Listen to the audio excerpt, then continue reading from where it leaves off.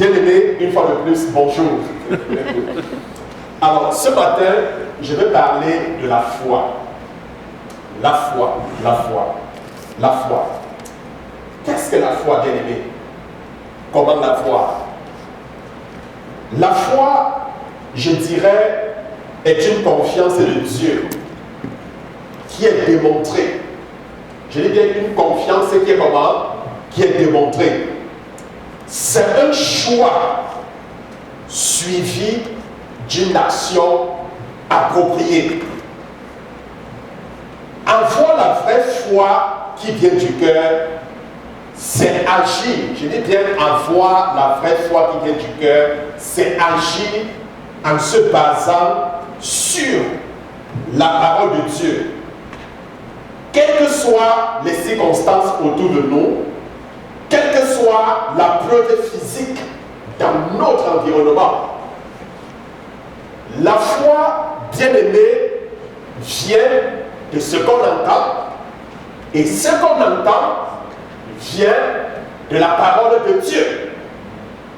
Notre foi n'est pas basée en la parole d'un homme. Notre foi n'est pas basée sur notre propre parole. Parce que la parole de l'homme peut décevoir. L'homme peut vous mentir. Combien de fois avez-vous eu confiance? Combien de fois avez-vous eu une confiance complète, une confiance totale en une promesse venant de quelqu'un, mais la personne vous a déçu? Mais vous allez comprendre que la parole de Dieu ne déçoit pas.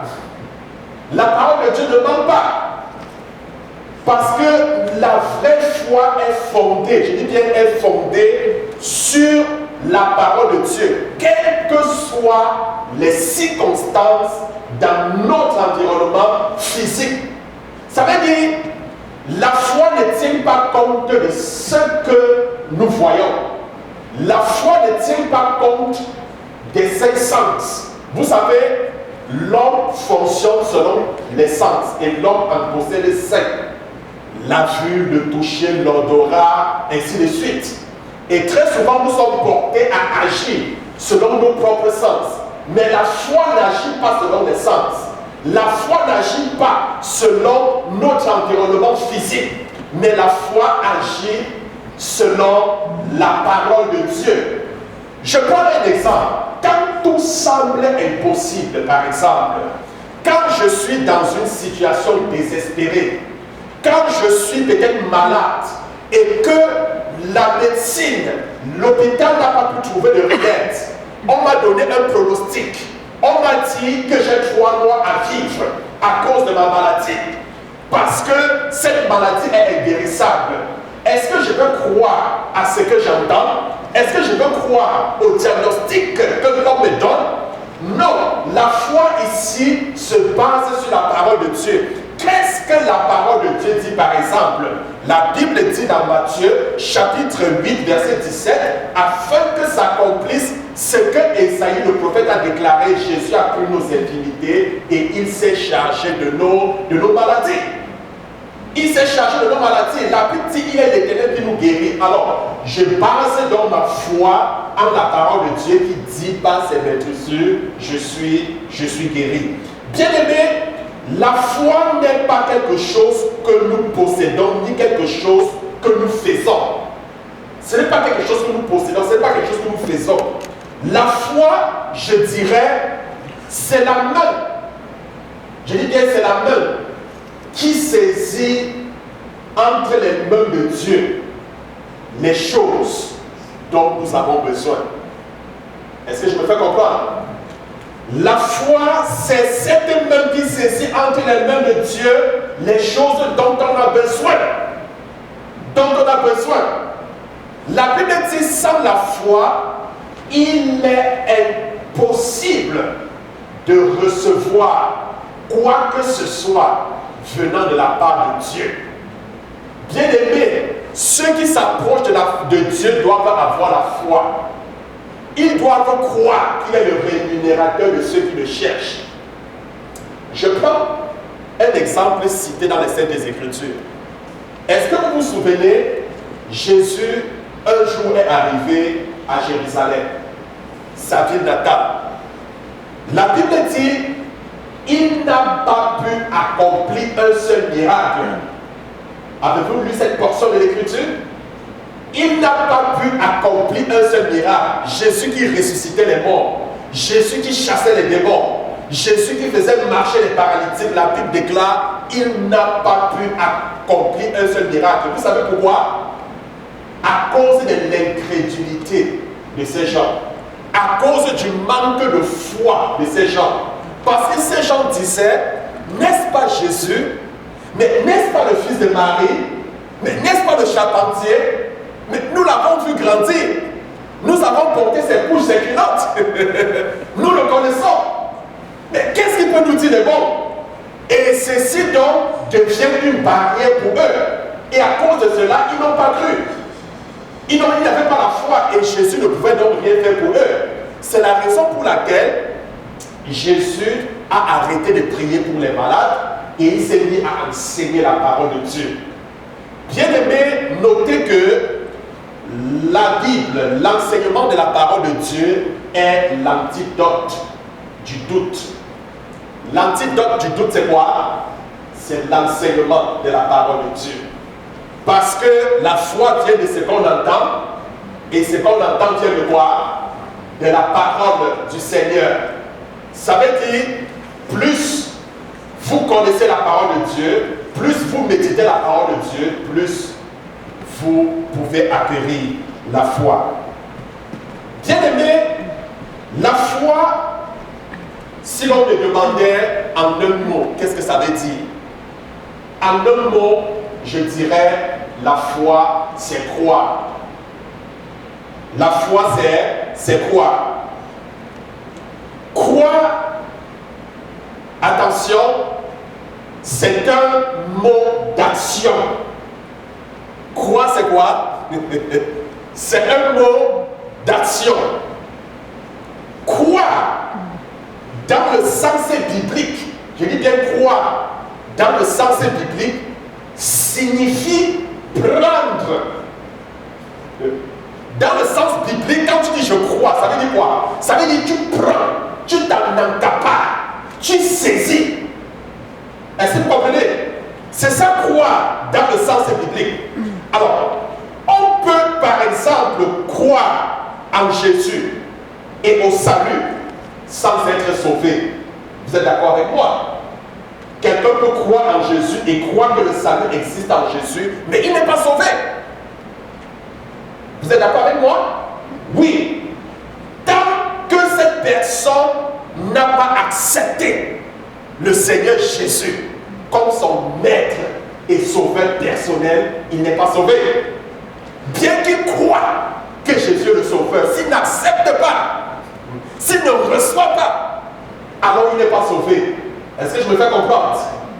Donc, croire ici au sens biblique, c'est un mot d'action qui veut dire prendre. Ça veut dire saisir. Alors, bien aimé, on peut croire à la guérison divine, par exemple, sans être guéri. On peut faire quoi? Croire à la guérison divine sans être guéri si on n'a jamais reçu sa guérison.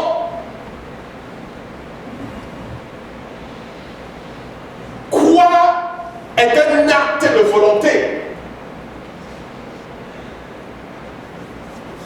Bien aimé, il y a la foi ordinaire et il y a le don de foi. La foi ordinaire est différente du don de foi appelé encore la foi spéciale. Je prends 1 Corinthiens chapitre 12, le verset 9. 1 Corinthiens chapitre 12, le verset 9. À un autre, il a donné la foi par le même esprit, à un autre le don de guérison par le même esprit, etc., etc., etc. Bref, ce verset nous présente les 9 dons du Saint-Esprit. Il y a 9 dons du Saint-Esprit, d'accord? Il y a 9 dons, à ne pas confondre avec le fruit de l'esprit, parce qu'il y a aussi 9 fruits de l'esprit. Alors, parmi les 9 dons du Saint-Esprit, il y a le don de la foi qui est différente. Il dit bien le don de la foi qui est différent de la foi ordinaire. Alors, le don de la foi, ça vient du Saint-Esprit. C'est un don qui vient du Saint-Esprit. Un peu comme le don de la guérison.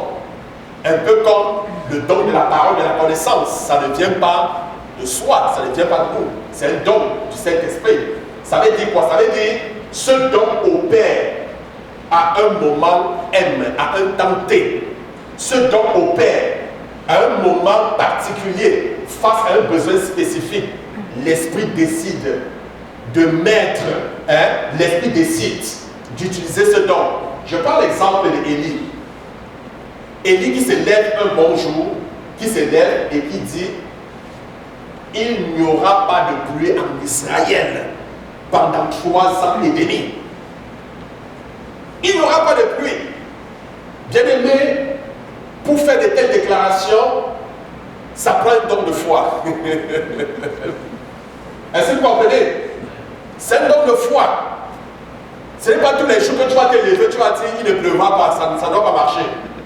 Est-ce que vous comprenez? Ça ne marchera pas. Parce que le don de foi, ça ne vient pas de toi, tu es poussé par le Saint-Esprit. C'est le Saint-Esprit qui opère en toi, comme pour le don de guérison, comme pour les autres dons du Saint-Esprit. Est-ce que vous comprenez? Et très souvent, ce don de la foi agit pendant les séances de délivrance, pendant les séances de prière. C'est important.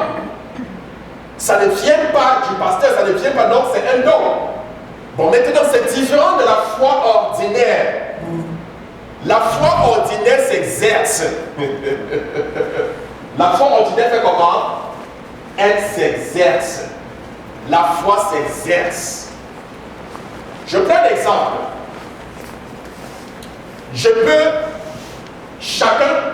Nous sommes tous appelés à exercer notre foi, d'accord? C'est très important. Nous sommes appelés à exercer notre foi. Je prends un exemple assez banal. Supposons que je commence à exercer ma foi, disons, pour avoir $10 par jour.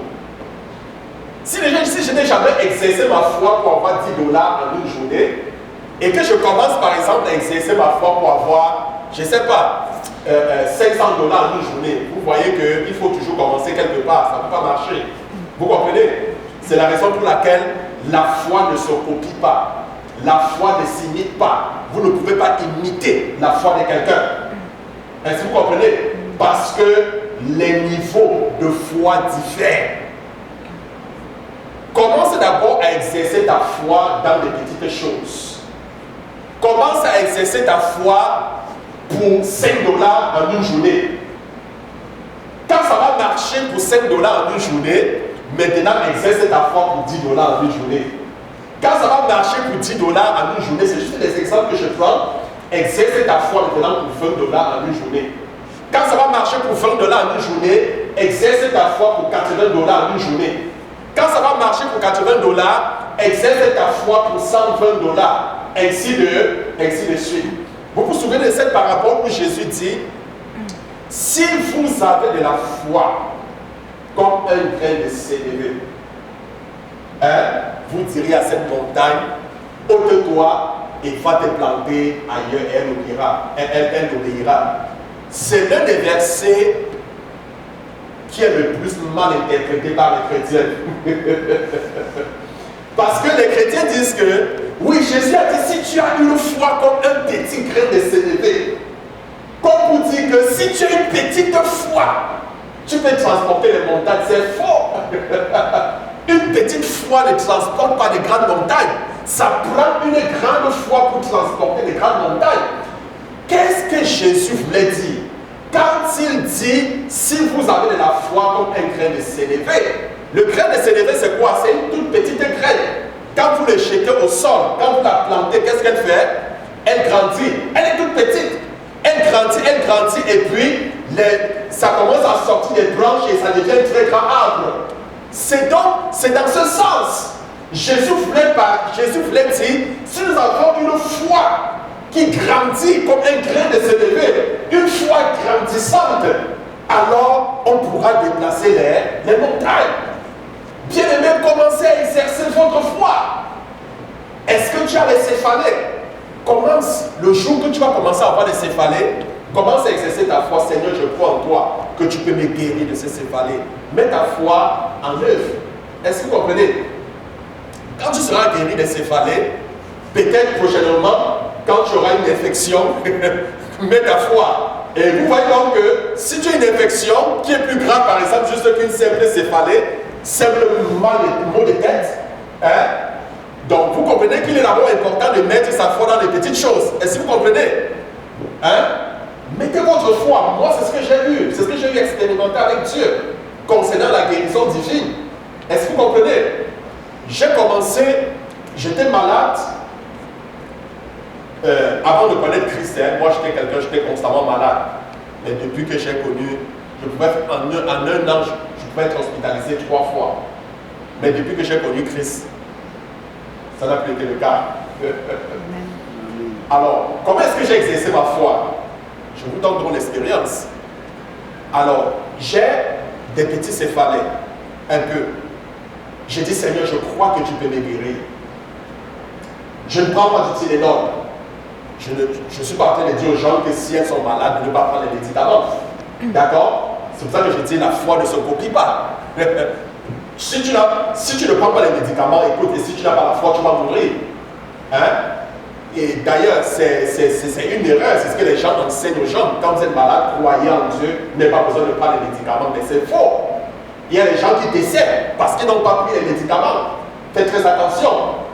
Le mystère de toute science est caché en Jésus. La science vient du Seigneur. La Bible dit est le Dieu qui instruit en toute littérature et en toute science. C'est juste que l'homme a utilisé la science qui lui a été donnée par Dieu pour se détourner de son Créateur. Est-ce que vous comprenez? Aujourd'hui, on parle du scientisme comme étant la croyance à la toute-puissance de la science. Non, la science n'est pas toute puissante. La science a des limites, elle est limitée. Est-ce que vous comprenez? Elle est limitée. Alors, j'ai dit, Seigneur, guéris-moi, je ne prends pas du Tylenol. Et je garde ma foi fermement. Et c'est comme ça que les céphalées finissent par partir. Et c'est comme ça que Dieu me met à l'épreuve plus tard. Il me donne encore et les céphalées, il permet que j'ai les céphalées et encore un autre symptôme. J'ai dit, Seigneur, je crois que tu es capable de me guérir. Et puis la maladie s'en va, sans que je ne prenne les médicaments. Ainsi de suite, au point où je suis tombé malade, j'étais vraiment malade. Je dis, j'étais vraiment malade. J'avais des hausses de température, je dis que non Seigneur, j'ai la foi que tu peux me guérir. Tu m'as guéri quand j'avais les céphalées, tu m'as guéri quand j'avais ceci et cela. Je crois que toi qui m'as guéri quand j'avais les céphalées, tu es capable de me guérir maintenant. Est-ce que vous comprenez? Souvent, l'expérience est très importante. Vous savez comment est-ce que David a vaincu Goliath? Parce qu'il avait l'expérience. Il s'est basé sur l'expérience qu'il avait. Donc les expériences que nous avons eues par le passé nous permettent d'affronter les défis d'aujourd'hui. Est-ce que vous comprenez? C'est très important. C'est très important. Alors j'ai prié, un jour je n'étais pas guéri, 2 jours je n'étais pas guéri, 3 jours je n'étais pas guéri. C'est le 4e jour, la maladie est partie. La maladie est partie. Et je ne demande pas à quelqu'un de pouvoir m'imiter. Et comme je disais, la foi ne s'imite pas. Commence à ton niveau dans des petites choses. Et quand ça va marcher, évolue et au fur et à mesure. Donc ça, c'est ce que j'appelle la foi ordinaire. Elle s'exerce. J'aime bien la foi ordinaire parce que je peux l'exercer à tout moment. Contrairement au don de foi, le don de foi, je ne peux pas l'exercer à tout moment. Ce n'est pas possible. Est-ce que je me fais comprendre? Je ne peux pas exercer le don de foi à tout moment parce que ça vient de l'esprit. Et l'esprit, ça vient à un moment opportun par rapport à une situation spécifique. Contrairement à la foi ordinaire, je peux l'exercer tous les jours, à tout moment. Est-ce que vous comprenez maintenant la différence entre la foi ordinaire et le don de foi? Alors, bien aimé, en tant que croyant, je dis bien en tant que croyant, foi. Tu ne peux pas être un enfant de Dieu, un croyant, et puis tu me dis que tu n'as pas la foi. Je te dirais que c'est faux. En tant que croyant, nous avons tous quoi? La foi. Elle vient du cœur, de l'esprit, de l'homme. Nous sommes croyants, nous avons la foi, sinon nous ne serions pas sauvés. Parce que nous ne sommes pas sauvés par nos propres moyens. Nous sommes sauvés par la grâce de Dieu, et ceci par le moyen de la foi. Est-ce que vous comprenez? Ceci par le moyen de la foi. Nous sommes nés de Dieu et nous avons reçu ses attributs dont l'un est la foi. Vous savez que Dieu a plusieurs attributs. Hein? Il a plusieurs attributs, parmi lesquels la foi. Dieu même, c'est un Dieu de foi. Sa parole est une parole de foi. Nous sommes les enfants d'un Dieu de foi. Lui-même au commencement, il dit que la lumière soit et la lumière fut. C'est par la foi qu'il a mené à l'existence tout ce que nous voyons. Est-ce que vous comprenez? Oui, il a déclaré et les choses se sont accomplies. Il a pu conditionner avec la foi. Nous sommes les enfants d'un Dieu de foi, donc nous aussi nous avons la foi. Hein? On dit tel père, tel fils. Est-ce que vous comprenez? Quand vous accouchez votre enfant, vous lui transmettez vos bagages héréditaires, vous lui transmettez vos aptitudes, vous lui transmettez. Est-ce que vous comprenez? C'est de même, nous qui sommes enfants de Dieu, nous qui sommes nés de Dieu, mais nous avons reçu la foi parce que nous sommes nés de Dieu. Il y a beaucoup de choses que nous avons reçues de lui. Est-ce que je peux entendre Amen? Amen. Donc, bien aimés, nous sommes croyants, nous avons la foi, sinon nous ne serons jamais sauvés. Soyez-en sûrs. Sinon nous ne serons jamais sauvés. Je voudrais faire une autre illustration. À l'âge de 4 ans, je prends un petit exemple. À l'âge de 4 ans, nous n'avons pas besoin de supplier le docteur de nous donner des mains, puisque nous les avions à la naissance. Vrai ou faux? Nous les avions à la naissance. De même, tu ne sauras me dire que tu n'as pas de foi. Non! Tu l'as eu à ta naissance, quand tu es devenu enfant de Dieu. Parce que c'est par la foi même que tu étais sauvé. Est-ce que vous comprenez? Donc chaque enfant de Dieu possède la foi. Tu as la foi. Mais maintenant, il faut juste te faire grandir ta foi. Il peut être tout petit comme un grain de sénévé. Ne pense pas parce qu'il est petit, tu vas transporter les montagnes. Non. Tu as besoin d'arroser, tu as besoin de l'exercer, de la faire grandir afin de transporter des grandes montagnes. Bien aimé, sans la foi, la Bible dit il est impossible de plaire à Dieu. Complètement impossible. Impossible de plaire à Dieu. Sans la foi, ne vous imaginez pas que vous allez recevoir quoi que ce soit venant de Dieu. Ce n'est pas possible. Dans Hébreux chapitre 11, de verset 6. Hébreux chapitre 11, verset 6. Or, sans la foi, il est impossible de lui être agréable. Car il faut que celui qui s'approche de Dieu croit que Dieu existe et qu'il est le rémunérateur de tous ceux qui le cherchent. La Bible dit que ceux qui s'approchent de Dieu doivent croire qu'il existe et qu'il est le rémunérateur de tous ceux-là qui le cherchent. Sans la foi, on ne peut absolument rien recevoir de la foi de la part de Dieu. Alors, bien aimé, puisque Dieu exige que nous ayons la foi, il doit nous fournir les moyens par lesquels cette foi peut être créée en nous. Il va nous fournir les moyens par lesquels cette foi peut être créée en nous. Alors, Le premier moyen, c'est la Bible. La Bible qui est aussi appelée la parole de la foi. Rappelez-vous, je vous ai dit, la foi vient de ce qu'on entend, et ce qu'on entend vient de la parole de Dieu. Où trouver la foi? Comment avoir la foi? C'est dans la Bible. Lis la parole de Dieu. Médite la parole de Dieu. En méditant la parole de Dieu, tu dois acquérir, tu acquériras ainsi la foi. Dans Romains chapitre 10, le verset 8, Romains chapitre 10, verset 8, que dit-elle donc? La parole est près de toi, dans ta bouche et dans ton cœur. Or, c'est la parole de la foi que nous prêchons. C'est la parole de la foi.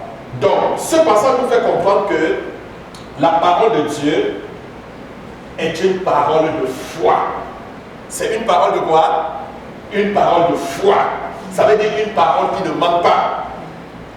La foi vient du cœur. La foi vient du cœur. Parce que la Bible dit, dans Romains, chapitre 10, le verset 9 au verset 10, si tu confesses de ta bouche le Seigneur Jésus, et si tu crois dans ton cœur que Dieu l'a ressuscité des morts, alors tu seras sauvé. Le verset 10 déclare, c'est en croyant du cœur que l'on parvient à la justice, et c'est en confessant de la bouche que l'on parvient au salut, selon ce que dit les Saintes Écritures. Alors, quand je parle du cœur ou de l'esprit de l'homme, entre guillemets, la foi bien-aimée vient de Dieu et elle est plantée dans notre esprit.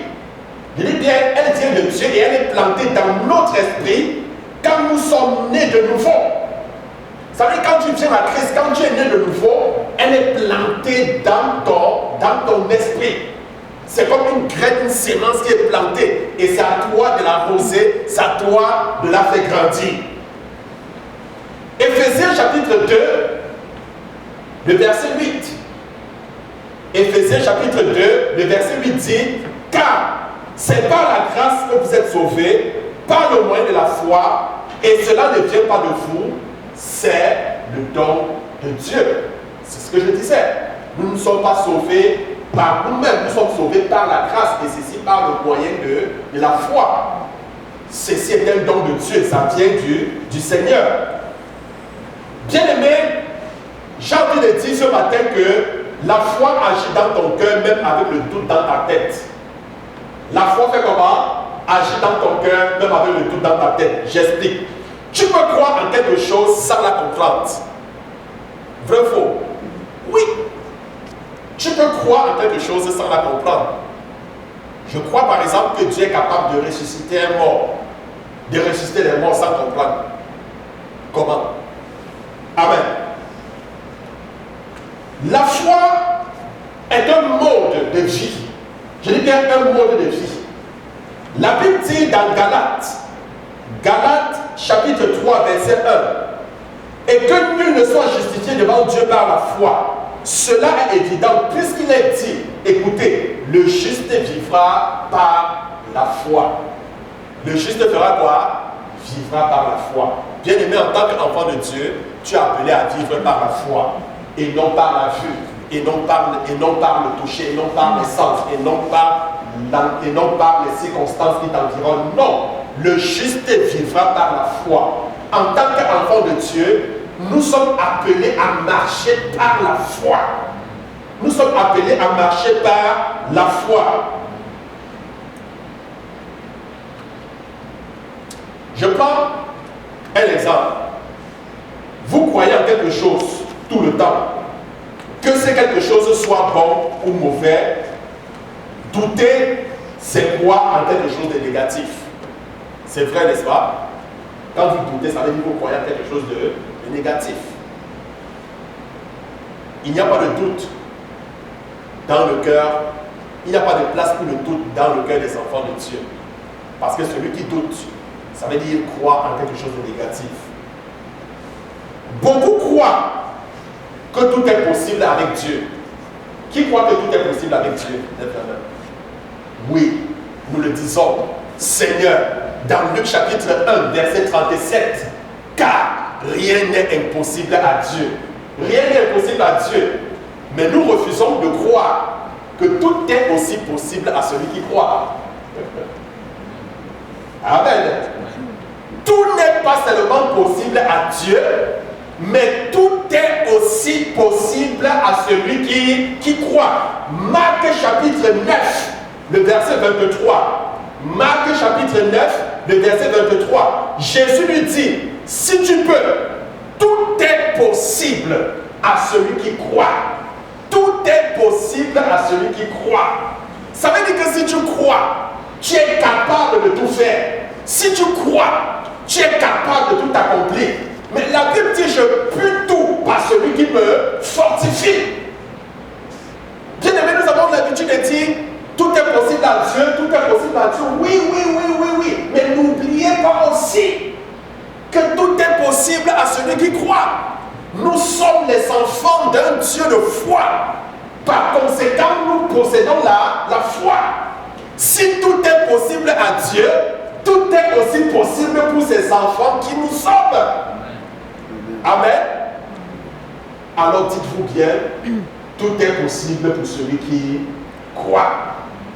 Il n'y a pas de limite pour celui qui croit. Il n'y a pas de barrière pour celui qui croit. Bien-aimés, notre foi est fondée sur la parole de Dieu. Pourquoi est-ce qu'elle est fondée sur la parole de Dieu? Je vais vous dire pourquoi. Parce que sa parole est la vérité. Sa parole est la vérité. Nombre chapitre 23, le verset 19. Nombre chapitre 23, verset 19. Dieu n'est point un homme pour mentir, ni le Fils de l'homme pour se repentir. Ce qu'il a dit, ne le fera-t-il pas? Ce qu'il a déclaré, ne l'exécutera-t-il pas? Est-ce que vous comprenez? Bien-aimé, l'homme ne tient jamais à ses promesses. Moi-même, souvent même c'est involontairement.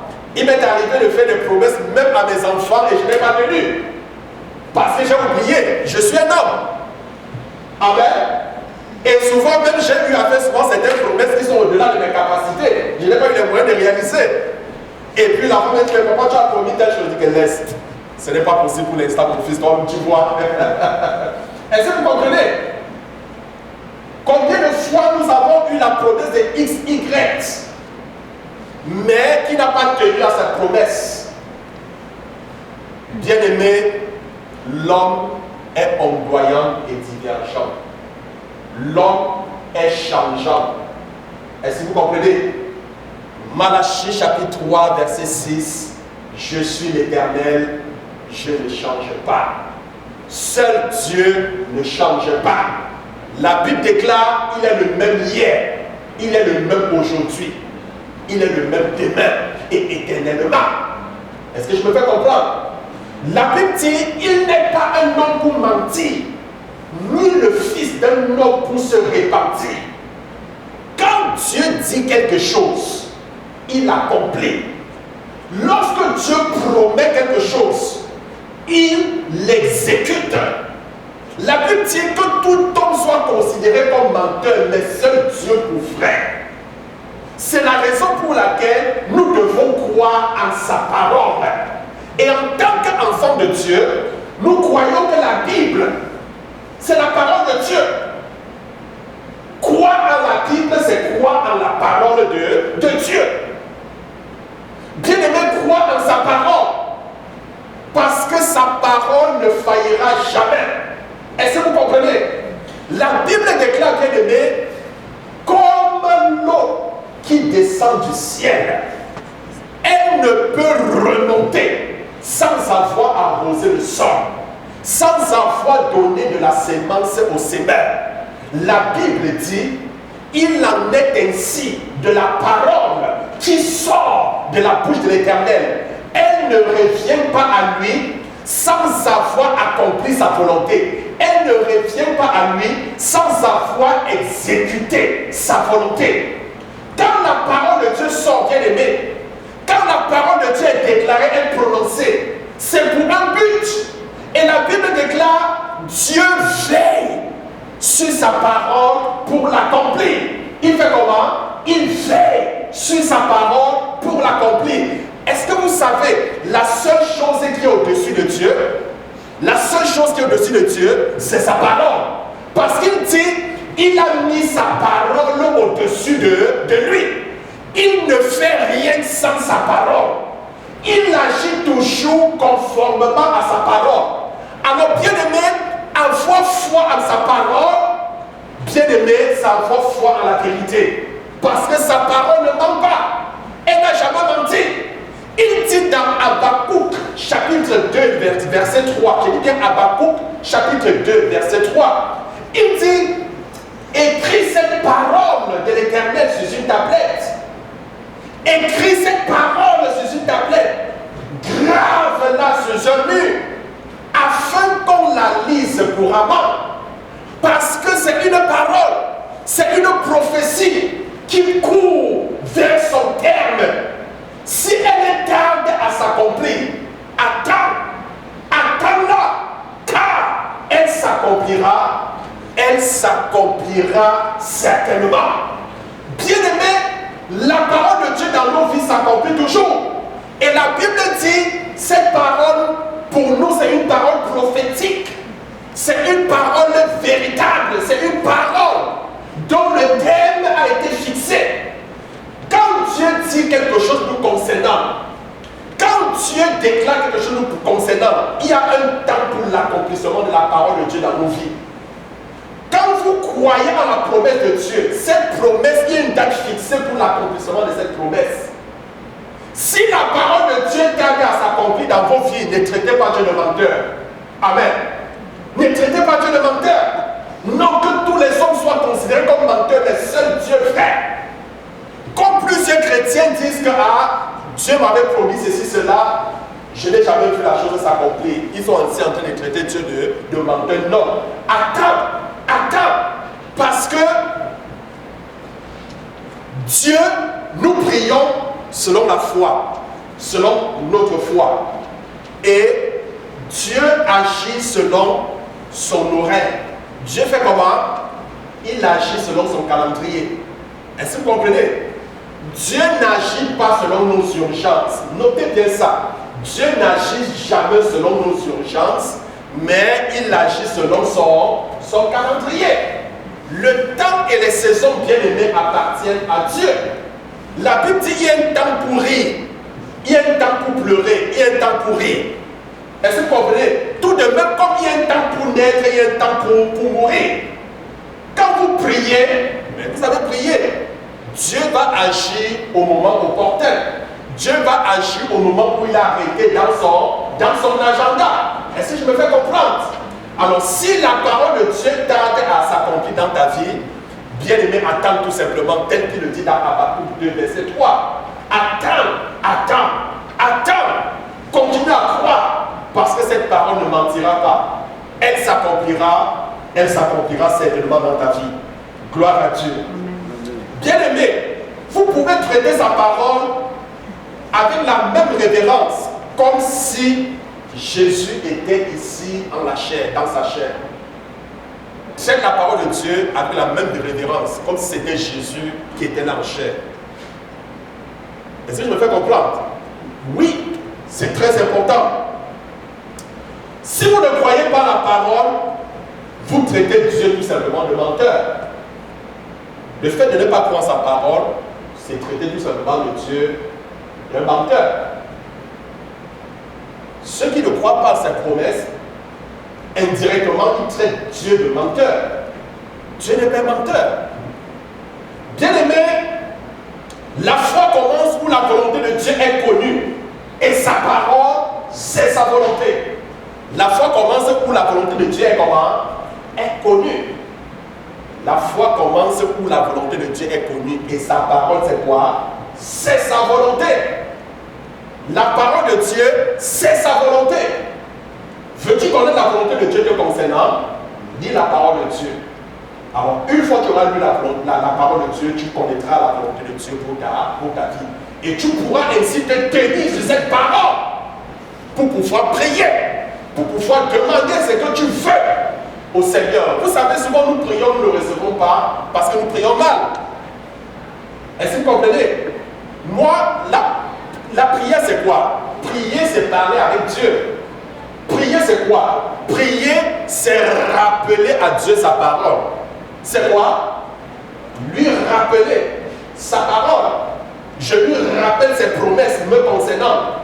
Alors, comment est-ce que je vais connaître? Comment est-ce que je connais les promesses de Dieu? Il faut lire la Bible, il faut connaître les Saintes Écritures pour connaître les promesses de Dieu pour moi, pour ma vie. Bien-aimé, on ne peut pas avoir de l'aide en dehors de la parole de Dieu. Ce n'est pas possible. Vous ne pouvez pas avoir de l'aide en dehors de la parole de Dieu parce que Dieu agit toujours conformément à sa parole. Conformez-vous donc à la parole de Dieu afin de recevoir la réponse à vos prières. C'est très important. Conformez-vous à la parole de Dieu. La Bible dit dans Jean chapitre 15, le verset 7. Jean chapitre 15, verset 7. Si vous demeurez en moi et que mes paroles demeurent en vous, demandez ce que vous voudrez et cela vous sera accordé. Si vous demeurez en moi et que mes paroles demeurent en vous, demandez ce que vous voulez et cela vous sera accordé. Bien aimé, les promesses de Dieu dans sa parole sont reçues par la foi. C'est par la foi que nous recevons les promesses de Dieu dans sa parole. Nous activons la puissance de Dieu dans nos vies avec le commutateur de la foi. La foi permet d'activer la puissance de Dieu dans nos vies. Sans la foi, la puissance de Dieu ne peut pas être activée dans nos vies. Ça prend la foi pour que la puissance de Dieu se déclenche, soit activée dans nos vies. Bien-aimés, il y a deux types de foi, je dirais. Il y a la foi intellectuelle. La foi quoi? Intellectuelle. Je voudrais prendre cet exemple de Thomas pour décrire la foi intellectuelle. Dans Jean chapitre 20, le verset 29. Jean chapitre 20, le verset 29. Vous savez, lorsque Jésus est ressuscité, on est venu dire aux disciples, parce qu'il est ressuscité, il n'a pas directement apparu aux disciples. Est-ce que vous comprenez? Il a apparu pour la première fois à une femme. Et c'est la femme qui allait porter le message de la résurrection aux disciples. Donc le premier message de la résurrection fut prêché par une femme. C'est une femme qui allait dire aux disciples que Jésus est ressuscité. Donc quand on me dit aujourd'hui, certains disent que la femme n'a pas le droit de prêcher. Non, ce sont des dogmes, mais ce sont des doctrines. Vous comprenez? Alors, c'est la femme qui allait prêcher aux disciples en leur disant que Jésus était ressuscité. Donc c'était juste une parenthèse. Alors, quand on a informé les disciples que Jésus était ressuscité, il a apparu à plusieurs personnes, ainsi de suite, avant d'apparaître aux disciples. Thomas, lui, n'a pas cru. Thomas n'a pas cru. Thomas a dit, je ne crois pas. Thomas a dit, si je ne vois pas Jésus de mes propres yeux, si je ne le touche pas, c'est-à-dire la paume de main, là où on a mis les pointes et les clous, si je ne touche pas, si je ne vérifie pas sa côte qui était transpercée, je ne pourrais pas croire. Ça, c'est la foi intellectuelle. Et il y a donc des gens comme ça à l'église qui ont une foi intellectuelle. Quand Jésus est apparu aux disciples, Alors, les disciples étaient surpris. Jésus leur dit, non, c'est moi. C'est moi, Jésus. Thomas le regardait. Jésus dit, Thomas, c'est moi. Jésus prend la main de Thomas. Et il met sur sa paume de main, Thomas, est-ce que tu vois? C'est ici que j'ai reçu le clou. Il prend la main de Thomas et il lui montre sa côte. Thomas, regarde.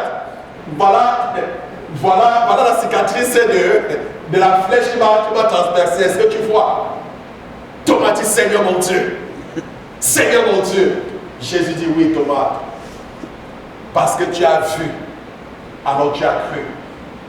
Heureux celui qui croit sans avoir vu, déclarait Jésus.